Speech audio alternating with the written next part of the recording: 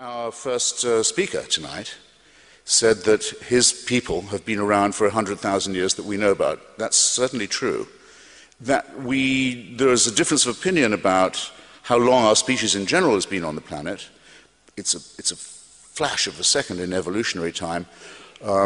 Richard Dawkins thinks it might be as long as 250,000 years. Look, you can make it 250,000. Francis Collins, the man who did the DNA decoding, the Human Genome Project, who's, by the way, another Christian scientist, or rather, a scientist who is a Christian.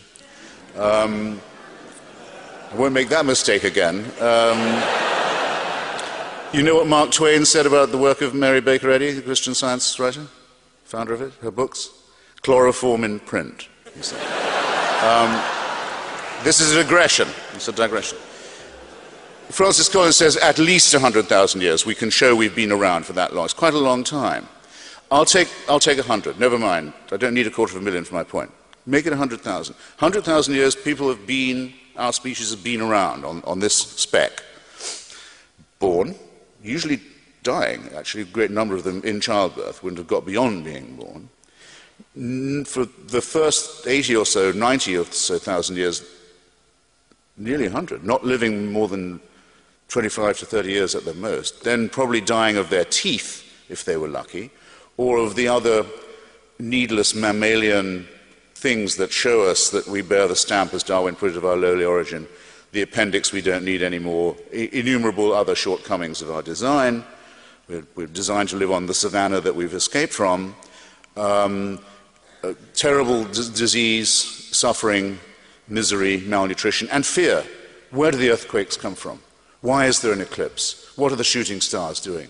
And awful cults of sacrifice to try and ward off what are in fact natural events. And war, and rape, and the kidnap of other peoples, and the enslavement of them. All of this goes on, gradually inching up to the point where you can brew beer, a breakthrough in my view, domesticate animals, separate one kind of corn from another. So very millimetrical progress, but terrible struggle, sacrifice, pain, misery, and above all, fear and ignorance. And you have to believe this if you believe in monotheism.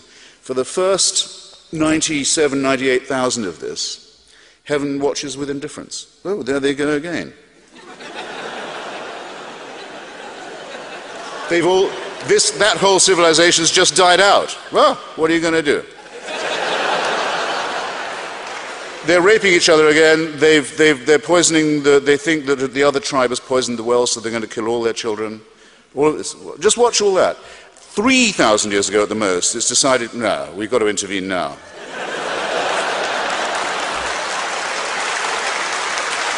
You have to believe it.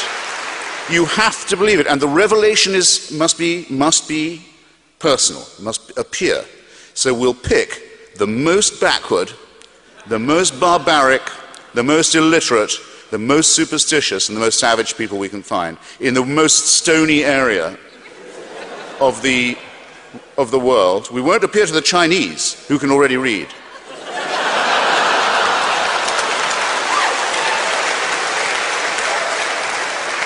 We won't appear in the Indus Valley, where they know a thing or two and they're already, they're very far advanced. No. We'll appear to this brutal, enslaved, hopeless, superstitious crowd, and we'll force them to cut their way through all of their neighbors with slaughter, genocide, and racism, and settle on the only part of the Middle East where there's no oil.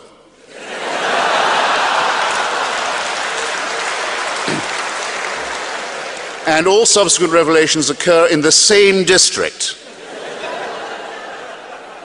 And without this, we wouldn't know right from wrong.